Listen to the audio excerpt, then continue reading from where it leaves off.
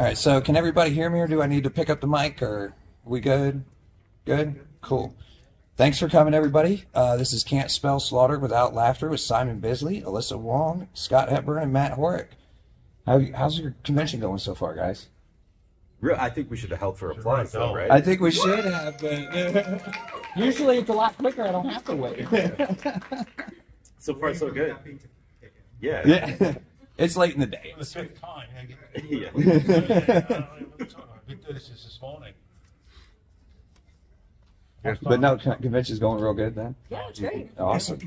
So kind of give us your guys' origin stories. Every good comic book character has an origin story. What are your origin stories? How did you guys kind of get into the comic book industry, or just discover comics in general? Should I go first? Yeah, please do. I'll say any order you want. I first started getting into comics with Tintin comics. Was probably the first thing. I just want to name drop Tintin, and then once I figured out True Tintin comics. No, I got into them from reading. And then once I realized it was something somebody did, that's what I tried to do. And then I adapted an episode of Thundar the Barbarian into a comic. I transcribed it and took that to conventions and handed it out to people. And then Rob Liefeld gave me a job drawing a sword and sorcery Bible book called The Covenant. Oh, yeah.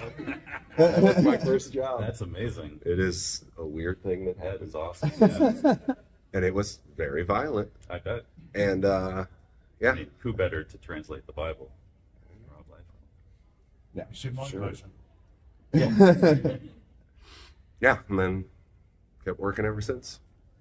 Yeah, I don't know that I have an exciting origin story. I went to animation school up in Canada, and realizing when you work at animation studios, you realize that's not actually what you like.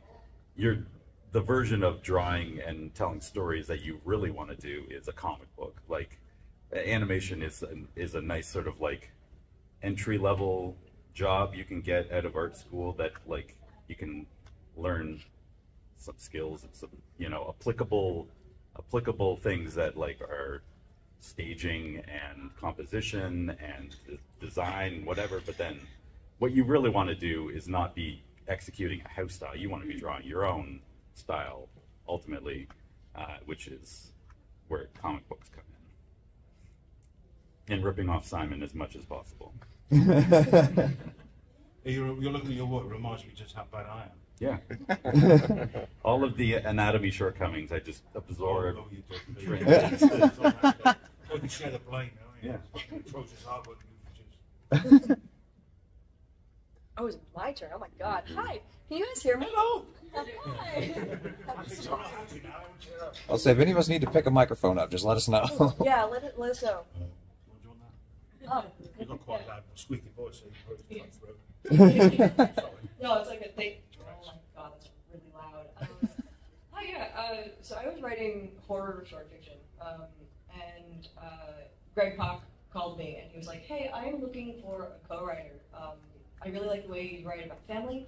I would love to write something with you, and specifically this thing that we have to write right now." And I was like, "Okay, let's do it."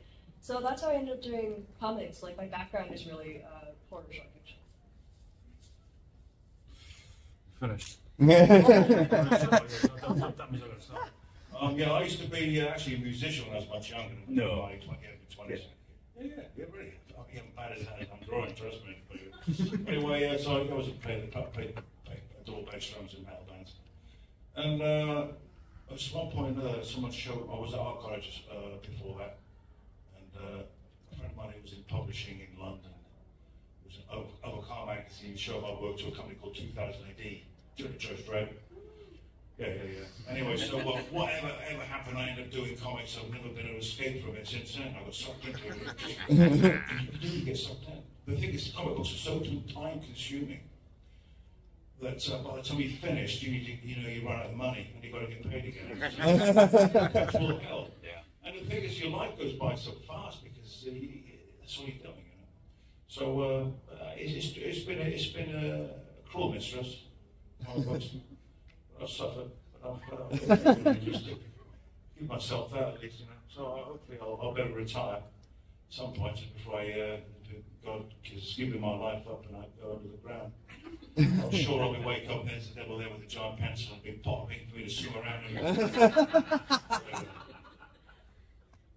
my origin.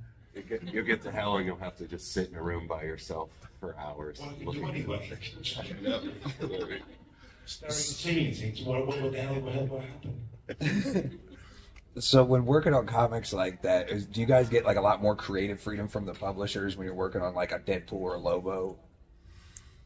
Well, typically, yeah. Typically, they stealing my yeah. I'm trying to. You'll begin to play the drums next time I hear. I just answered. I'll say, do we need a buzzer? So we, yeah, whoever hits it answers first. Emails just a little quicker. Simon has a delay. Yeah.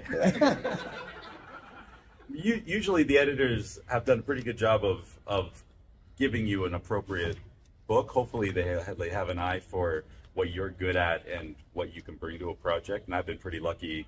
Most of the stuff I get to do, namely what this panel has been titled for, has been kind of cartoony violence, I guess. It's sort of like I put like a dark spin on fun things and like have their heads explode and stuff like that. That's usually sort of the lane that I land in. So that's going to be fun kind of no matter what. But yeah, I get like Cosmic Ghost Rider and Deadpool and Drax and these things that are sort of like violent but lighthearted. Right. Yeah. Yeah, I was never a huge Deadpool fan before I drew him, but then once I was drawing him, I realized Looney Tunes rules apply all the time. It's very freeing, for sure. And I would have dumb ideas, and they'd be like, sure. And then there's other things, like I was drawing a Deadpool story, and I hate drawing the damn swords on his back. It's annoying. I just don't want to deal with it. Put them in perspective, and then, do they fit right or whatever, blah, blah, blah. So I had him ditch them, and then later in the story, he needs his swords for something. So I wrote to editorial, like, what do I need to go back and draw the swords? They're like, no. Like, basically, this is all being told by Deadpool, so if he decides he has his swords, he has his swords. So, yeah, it is. Well, you still got the continuity stuff, right? So. Yeah. Well, and I mean, I would imagine, and the other jobs I've had, they are watching things a little bit more, but with Deadpool, it is kind of like, whatever. It's a Rob Liefeld character, so the Rob Liefeld school of continuity applies. Yeah. Pouches can appear and disappear. That handle and that sword don't have to be on the same plane at all. I think I had a giant dog eat them. I think that's how I dealt with it. Yeah. I had a giant meat dog. And then vomit them back out when I realized I needed them for a scene. I was like, oh no. It's fine. They're in the dog somewhere. Like, they'll come back out. It's fine. Right, those don't digest, right? They didn't this time. So. Dog. Yeah. I had a story where, right at the very end of the book, graphic novel, they killed this monster with a giant bazooka gun. But for the entire book, they never had the gun. So where they get it from? So on the last sort of few panels before the destruction happened, I just had a little pan back and had this big gun on little tank tracks following. And a bleeper, which had to be a bleeper on the guy's belt. The funniest one I ever did was with Lobo. I think he was Authority. And it says, and Fred Newman saying, you can do it if you like. It's like 5 pages of violence, and then it all happens, what ends, whatever, like that, we're all happy, whatever. Anyway, what happened was I was drinking absinthe. I bought a bottle of absinthe, so I thought, wonder what it's like neat, right? I just had some fun with it, right? Anyway, what happened was I had Lobo like jumping around. Throw nuclear weapons at buildings and everything up. And it's getting bigger and bigger and bigger and bigger and bigger. Anyway, it got so ludicrous. Eventually, what he did, he started to push this building like this. Another building. He panned back. And he's pushing the whole of New York City into it. And so you get the world like this, like this, like this, like this, and he's got it in his hand like that, and he swallows it. Anyway, and Grant and that was the end. And then you saw the earth with a big bite out of it like an apple. Just went from out of it, and that was the end of it. And it was too late, so always notoriously late on deadlines, So, I mean, and Grant had to write script, I had to write over the top of that. Right. When he got to my 5 pages, he goes, at this point, I have nothing to do with the story.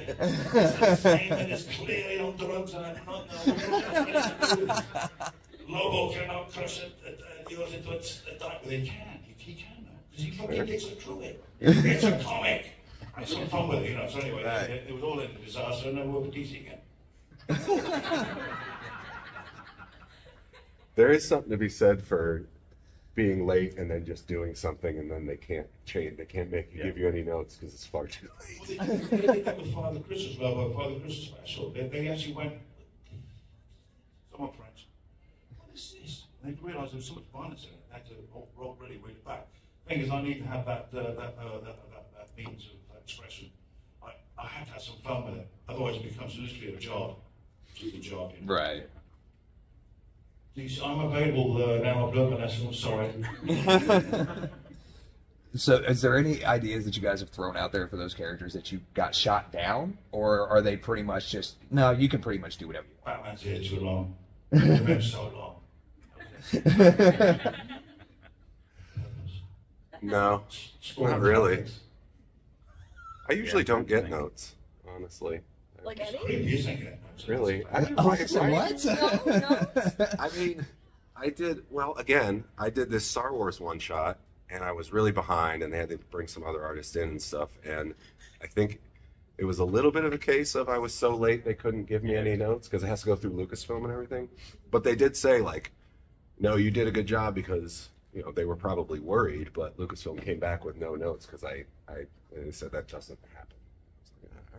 Right. All that time sweating whether this vehicle looks like this or whatever was worth it. Well, Luke, I mean, that's one thing, having Star Wars things to like maintain the.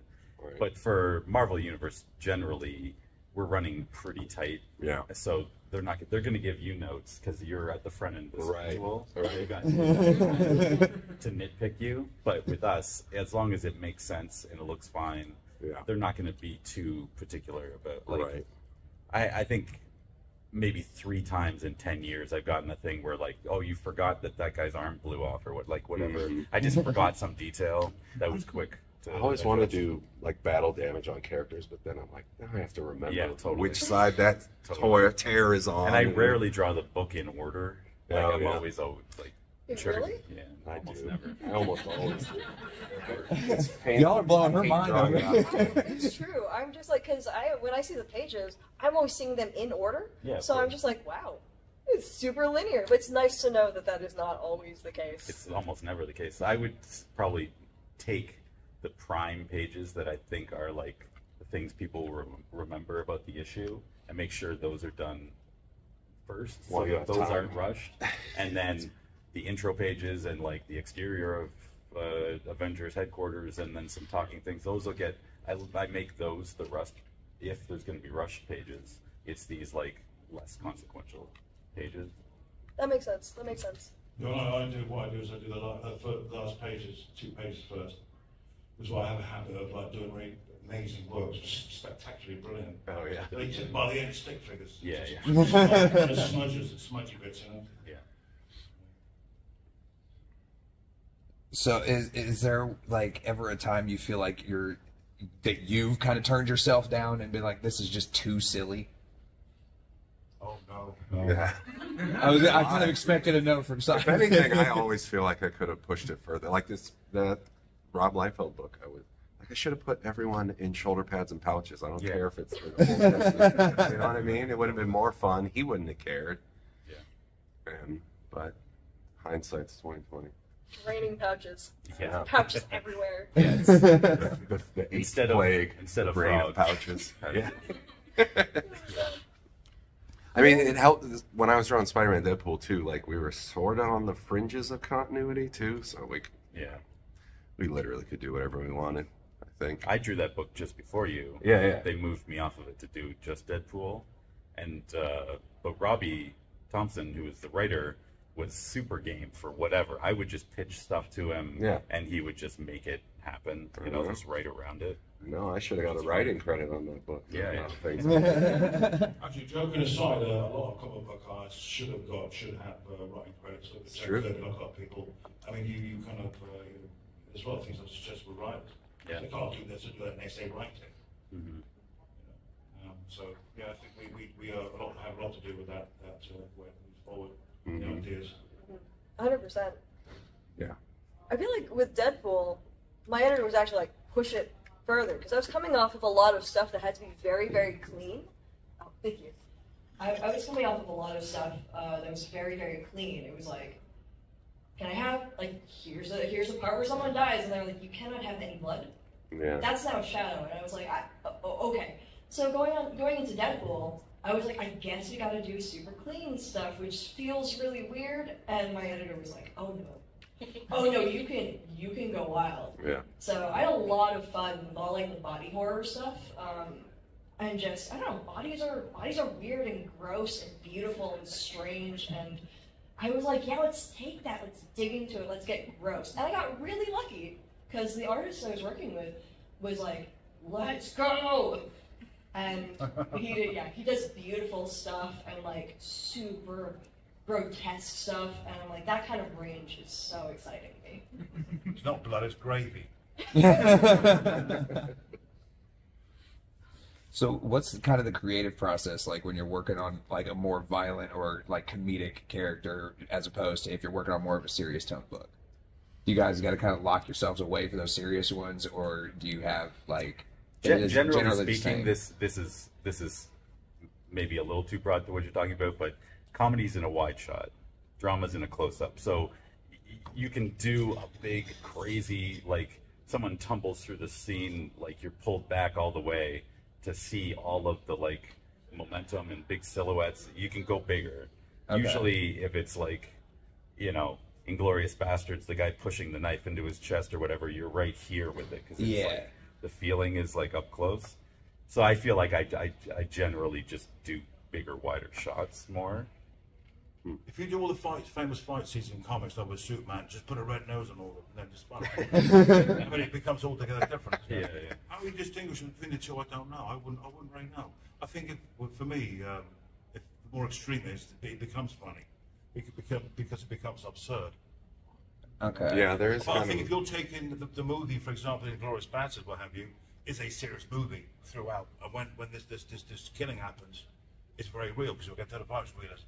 But if it's kind of like very cartoony-esque, you know, you can just throw buckets of blood into the scene. Like It doesn't matter, you become immune to, you know. Depends how it's done. I think I think general violence of blood and guts is very gratuitous. It's just funny and extreme.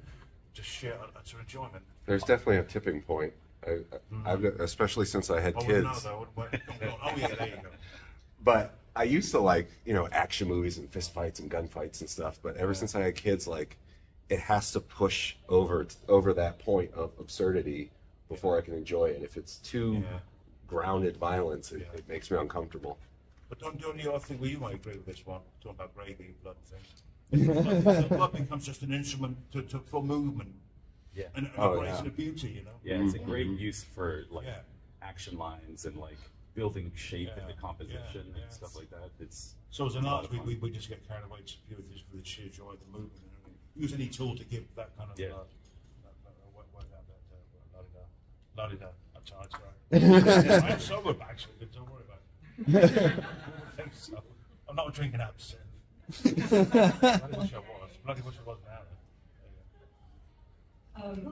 Oh, thank you. I feel like all my scripts are funny. Like, no matter what they are, I'm just like, I like writing funny stuff. And my favorite thing is when you have something that is really, really, like, we're talking like gross. Like something that is like, here are your body parts falling, here's all the blood, here, like, it's raining limbs. Pairing that with something that is incredibly lighthearted in terms of dialogue, it gets you that exciting contrast, and it makes people pay attention. Also, I just like it. I mean, that's the real reason I do it. You can't help but your human sense of humor come out. You know, how you are as a personality will just come through, regardless. You're spending, you know, whatever it is, 20 minutes reading a comic book, but we're spending 6 weeks making it. So you're not going to stay serious for 6 weeks while you're like, you're going to have like lighthearted waves through that. I definitely have to try nail the serious parts. Right. You know what I mean? Right. Like you definitely more measured and more think about it before you just go with it. To what you're saying, like you can go broader, you can go with like just the visceral like feeling of it, you know? That thing where you're drawn and you're making the face. Yeah. I also feel like humor takes people's guard down. So if they're like having a great time, they're not going to expect it when suddenly you want to stick a knife in, you know? So for me, it's the question is how much is physical violence and how much is emotional violence? And I think that if you're primed for one, the other is going to take you by complete surprise. So that's something that I find myself playing with a lot in terms of like, definitely Deadpool, but also like Star Wars stuff. You know, if you're expecting something, Afra's a comedy. And if you're expecting something really fun and funny from Dr. Afra, and then suddenly it's like, oh, someone's going for the throat, emotionally, you're like, oh, this isn't funny anymore. Like, people are being really serious in a way that makes me really uncomfortable. I love that. It's so, it makes the back of your mouth hurt, like your teeth. Well, and it makes you want to see what's going to happen next more. Mm-hmm. It's interesting doing Spider-Man Deadpool. You know, Spider-Man's usually the funny guy Right. in his book, but He's pushed into the straight he man. becomes a straight man in a weird way. Yeah. So is there ever like a worry of like meeting fan expectations for these characters, or is it just kind of like they know what to expect, so they expect it to be just ridiculous every time? For me, it's more of meeting my expectations, I guess. You know what I mean? Like, I try not to worry about what anyone, because everyone's got a different opinion, and Right. you know, some people are just like, you know, I've been at the comic store and the guys have the argument, Wonder Woman would have never done this. I'm like, just read a different Wonder Woman story. You and Steve Orlando had almost the exact same story right there. Did you talk to the same person? No, I think it's about 95% of the time you go into a comic store, you'll run into some of those kinds of things. Hate to say, but so I try not to worry about that. But it's, you know, when I drew the Star Wars book, Star Wars is something I've loved since I was a kid, and there was definitely an expectation for myself of what, like, I wanted it to be a good Star Wars book. You know what I mean? So yeah, I just want it to be good, and then you're sitting there going, oh my God, none of this is good. Nothing I've ever done is good. Right. Yeah. I'm usually preoccupied with my own just general quality as an illustrator to be too worried about the expectations of some specific reader. I think, like, much like Simon, if you bring your personality as the artist is ultimately actually bigger than the personality of the characters in the book. And if you take something like a Lobo that no one really had any attachment to and make something, you're really you know, Simon became Lobo. And that actually is a stronger story. Lobo became me, actually. Yeah, yeah. I was a very extreme character. Yeah. No, I was a bodybuilder on steroids, riding Harleys, hanging out with motorcycle gangs, doing the most terrible things. Doing the most, you know, I mean, not terrible, like, well, I'm sure. Well, I live that kind of life, so it's all expansive. But that's a more powerful storytelling. Yeah. When I take every character, I'll take anything, just take it further. It's Batman, more visually further. Yeah. To the point of the absurd or to the extreme.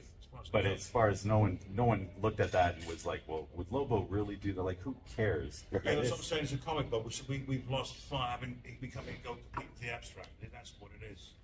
So I think you should really just do what you fucking want, man. Yeah. You've got integrity as a human being. You should be worried about what the editors are going to think. You should be worried about getting fired. Just be, you know, doing how you feel. Well, saying that, you know, the thing is they got a franchise. They want to sell the books. But they never would have had the Deadpool that they have now. It never would have existed if someone didn't push. Yeah, at least push it and then lead it real back. I mean, my thing is throw it in and read it back if I have to. Which I don't. It just takes the blood out of the lap. DC used to do, you know. It made it more obvious. Yeah. They edited bits up and said, well, there's a gap there. Clearly there was something that was cut out between this and that point. Great bucket of blood. You know. Well, they drew the arms back on the art, looked completely different. Because some bozo drew it might have, it's just a different style. That's crazy. They went back and someone else drew some after me, and the arms were all over the place. There was a whole thing with Wolverine smoking a cigar. He's got a big cigar. So they sort of Tipp-Exed it out, so his mouth was all like.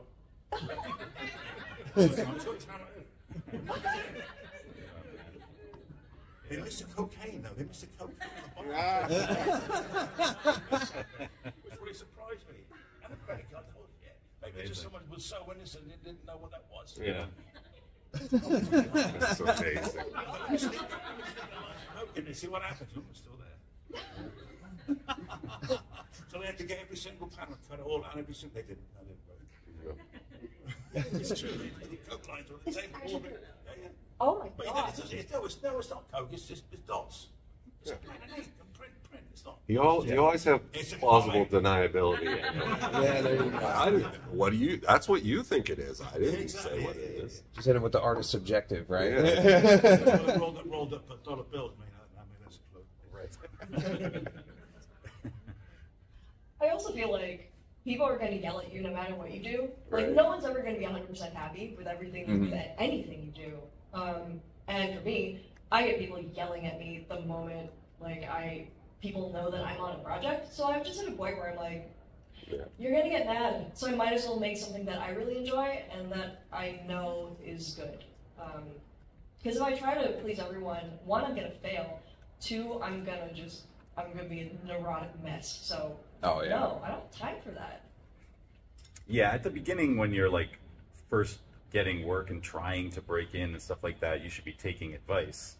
But once you're at a point where you're actually executing what you intend to, you're better off losing the interest of those editors and those publishers, because it's not really what you want to be doing anyway, to try and like shoehorn yourself in there. And you're going to be doing better work and happier when the projects that you are right for line up, and the kind of writers and whatever that like what you're doing.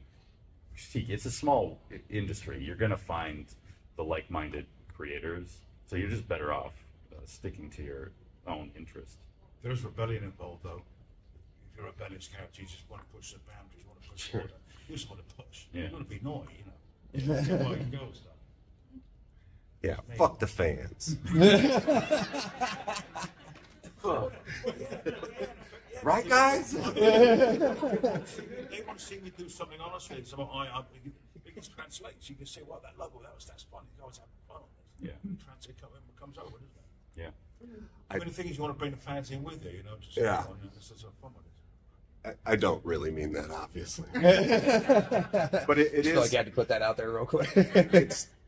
You forget so quickly, because once you have the script and you're reading the script and you're like figuring out all the storytelling and how you want to portray this character and all that stuff, it just kind of, you're just doing it. Like there's almost no time to think of those things. You know what I mean? Like, oh, are they going to like that? Although when I was drawing Punisher, some people didn't like the way I drew his head like a stomped potato. You know, they want that Jim Lee chiseled like pretty head, and it's like that's not what he would look like. Yeah, he's a horrible man. And he should look There's like certainly he's nothing a about monster. He's got to look like what he does. He's got to look like what he does. No, he shouldn't look handsome. Yeah, he should look like he's been beaten up a ton of times by himself too. It's torture. Every day in the mirror, Just stands there, slugs himself in the face. Yeah. Save the family. You didn't save them. So, are there? Yeah, kind of. Actually. Yeah. That makes a lot of sense. I like that. Yeah. Are there any characters you guys would like to give the Deadpool or Lobo treatment to that you think need it, or like could use a random crazy story like that? Nightwing. Ooh. Everybody really so precious about Nightwing. Yeah, Nightwing is just sort of nice Batman. Yeah. He A could use nice something. He's screaming for He could it. use something, yeah. Yeah. Batman is a kind of goody two-shoes, isn't he? Really. Yeah. Mickey Mouse. I guess that's been done. Ricky Rat. That's long. Yeah. Yeah, Rat Fink. I don't know. I think the joke. Dora the Explorer.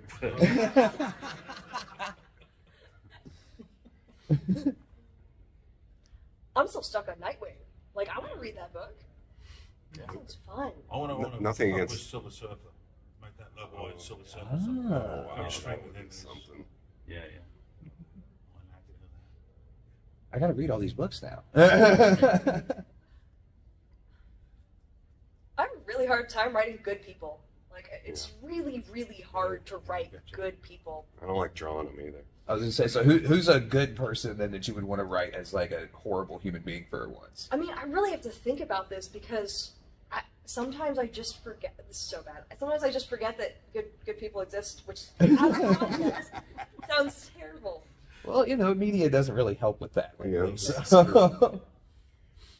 Well, all the you Jimmy wouldn't. Olsen. Yeah. Lobo is Jimmy Olsen.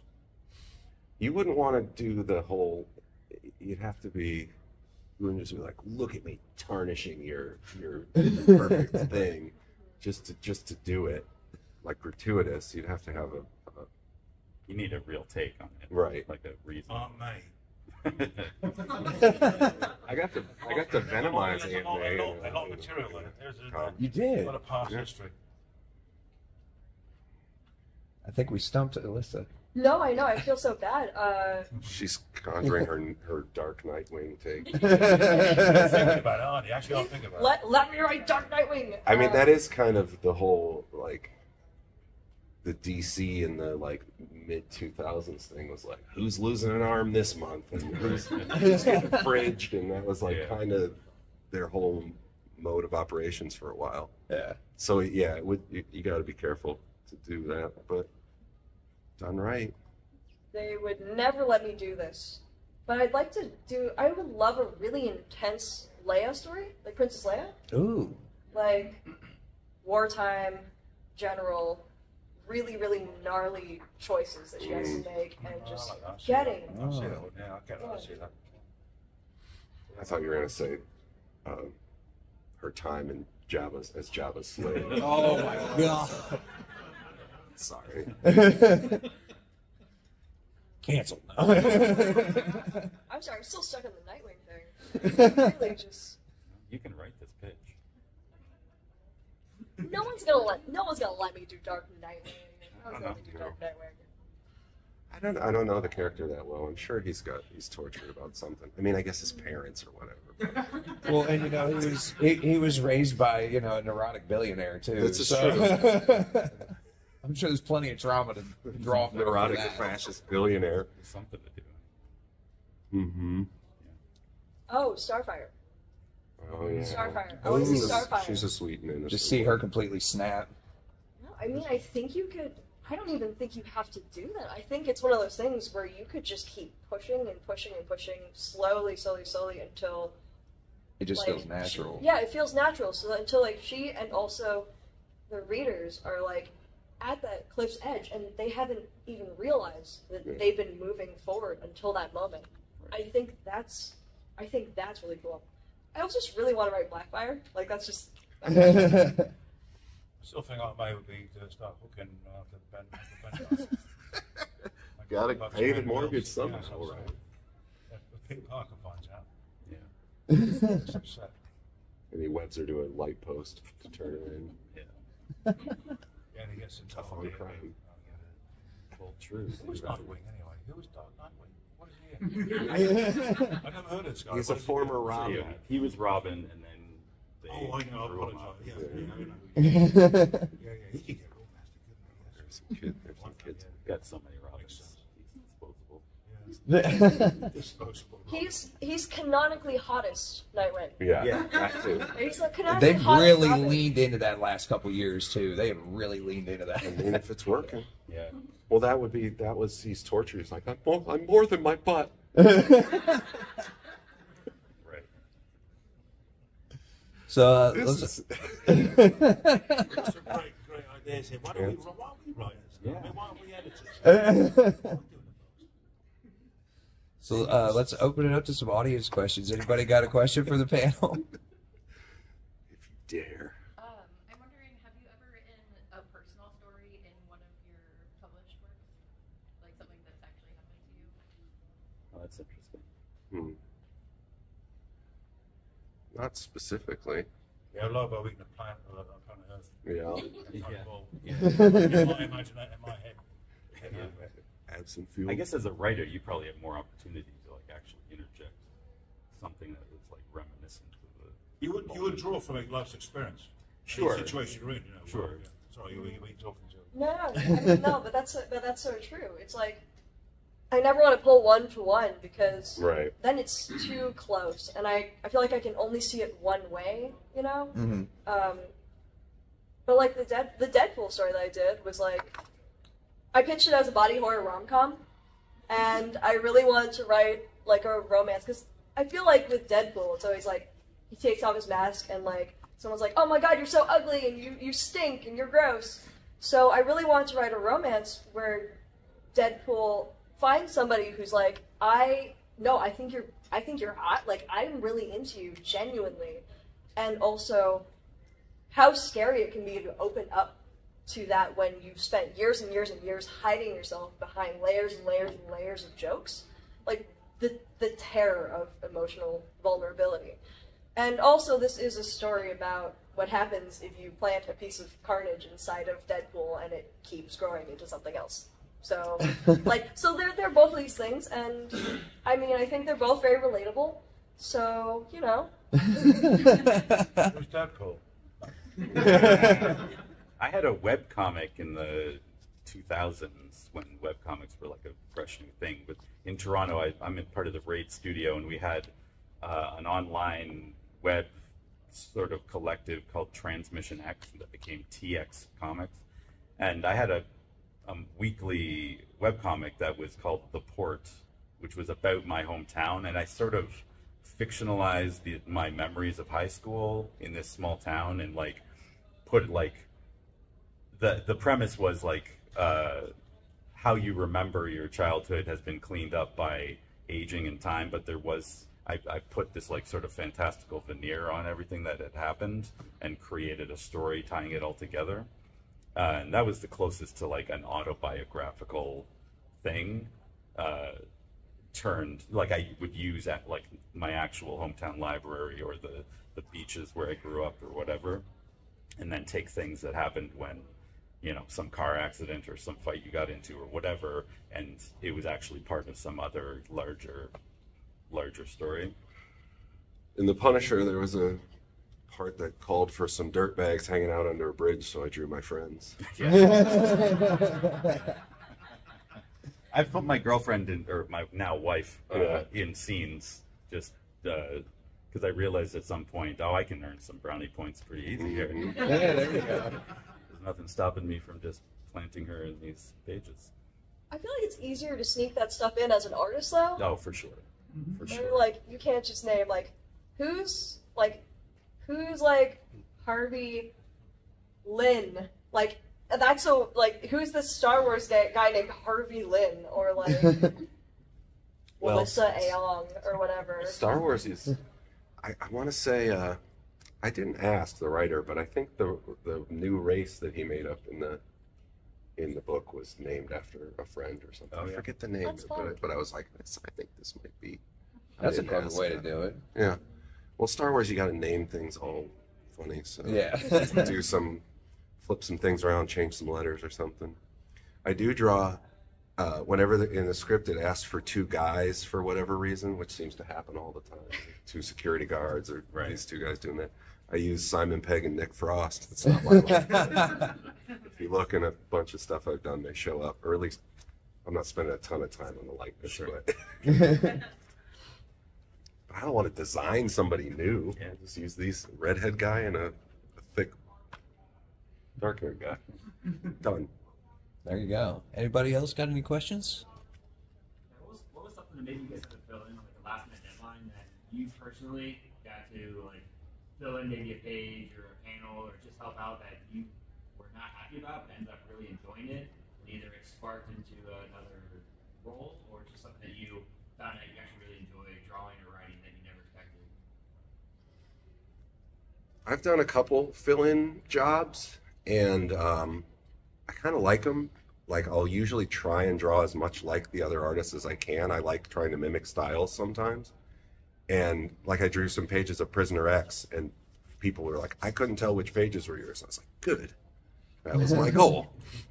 But I've found that like I can get way closer to certain artists than others. Like I did some Moon Knight pages that Ibrahim Mustafa was the main artist, and no matter how much I tried to loosen up and draw like him, I was still way too, like it looked more like Art Adams than, you know, whatever, I don't know who you would compare him to. So, yeah.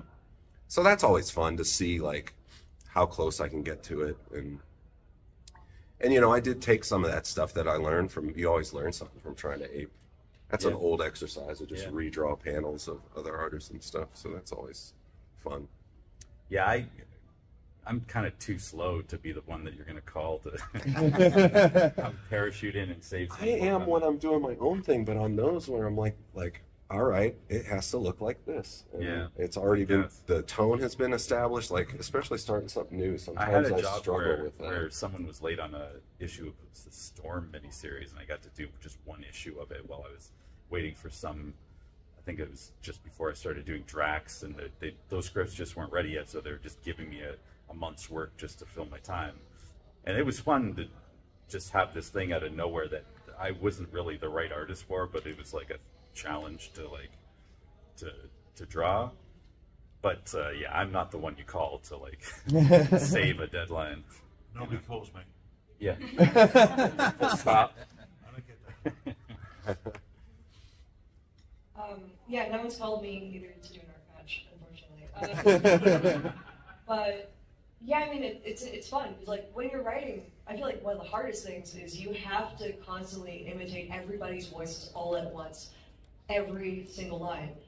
And it never actually quite happens. Because like we were talking about how like everything's filtered through your personality. So, you know, for example, like my Deadpool's gonna be different from Jerry Duggan's Deadpool or anybody else's Deadpool, and that's just how we roll.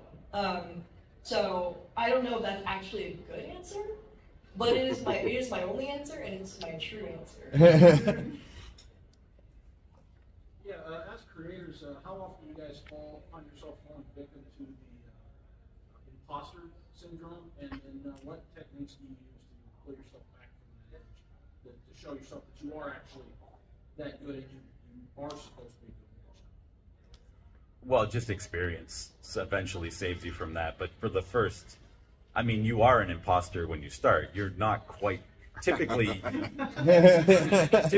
you start getting work when you're not actually quite ready for it, because there's no other way to start.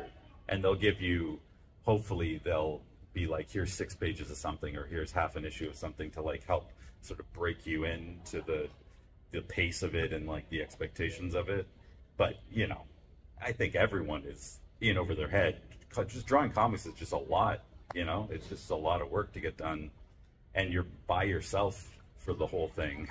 So it's like if you're like most of us, I am assuming, started in our like 20s or whatever, and you're not a particularly organized or responsible person. So the idea of being this like self-contained business that's going to hit deadlines and like be focused and on your own, have this like work ethic or whatever, it just takes time. You know, I don't know anyone who did it smoothly. Yeah, I've definitely been hit by that pretty hard a couple times recently, and then putting off the work, and what ends up getting me out of it is that I have no more time and I just have to do it. And then a couple pages in, I'm like, oh yeah, I do know how to do this. Like once you're like it's something about starting or something about getting that momentum going sometimes is the hardest part. I wait for the moment when it's just the time is backed up, I'm in a corner. That's when the best work comes out. It's something I find more my natural self then. Right. I'm instinctive then. You're not overthinking things. I'm just laboring over it. Just I like to, boom, boom. I agree. And then sit back and refine it, to a degree, I guess. But, sure. Yeah, it's just me, lazy bastard. So my style is that. It's. I mean, I'm definitely a victim of my own bad work habits. What? I said I'm definitely a victim of my own bad work habits of liking to work at that's how you evolve, 2 in the morning and that's stuff how you like evolve, that. Yeah. That's how you start evolving as well. I don't always see so many people or talk to others like, you got to get that 9 to 5 down. Like, that's the way to keep yourself sane drawing comics and stuff. You'll do nothing, just then Can't do it. explode. I've gone into the studio early, like, okay, today's the day I'm going to start early, and then I just putz around and feel bad about it. And it's just, you ever had the thing where you go to draw and you're like, well, why? My hands aren't working. They're not, I know how to do this. They're not doing it. And they're just racing and racing and racing.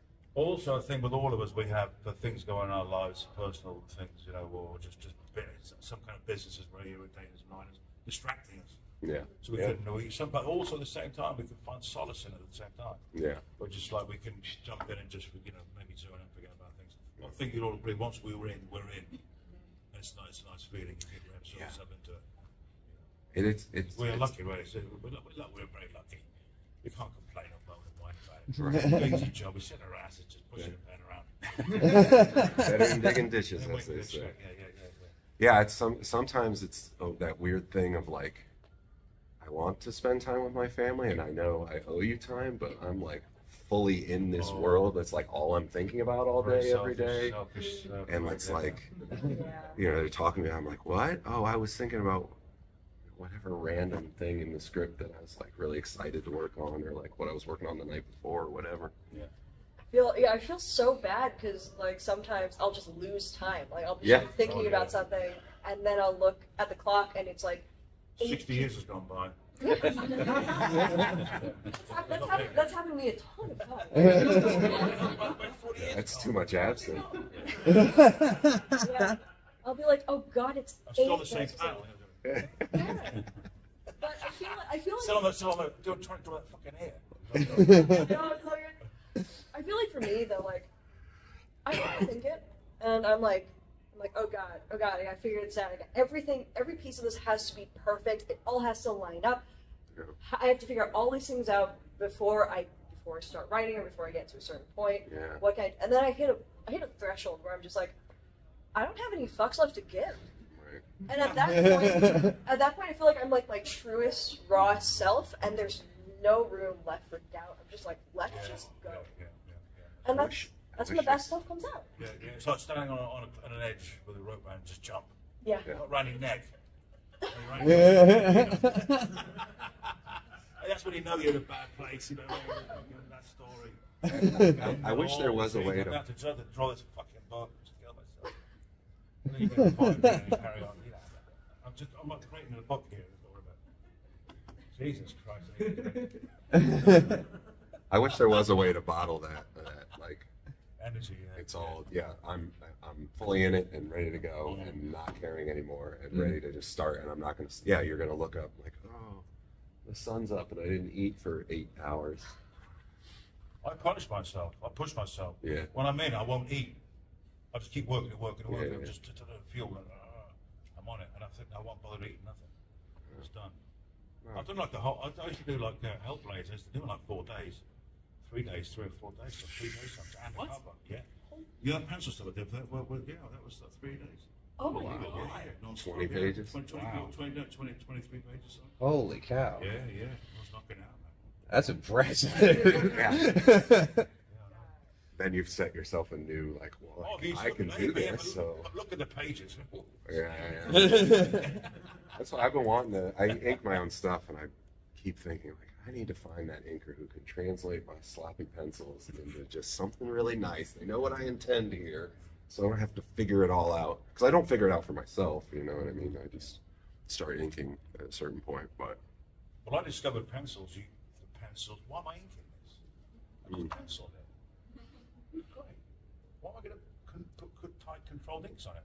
I just would put it in the Xerox machine and just darken all the pencils. Isn't it beautiful?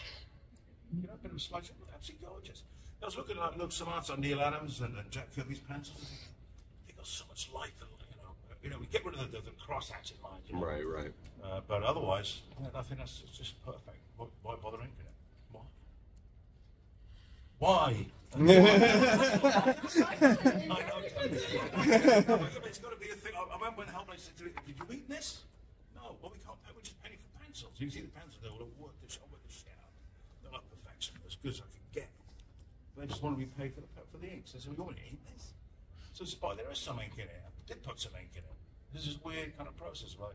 You get paid separate for separate different things. It doesn't matter how you did it. At the end of it, you have an end result. Yeah. I think you achieved it. Give me lumps of coal and with digital art, we've sort of outgrown that now. Yeah. People have stopped worrying about the steps. Oh yeah, eventually they got that, didn't they? Because you can do pencils digitally, and you know, who's to say that it's a pencil? Like it's a ridiculous division. There was one artist, I forget his name, bless him. I wish I had more respect for him than I could remember his name. No, I support everybody in it. I'm not going to make a joke of the guy, you know. Yeah. And what he would do, he would draw the pencils half. He would do the comic pages half size, smaller.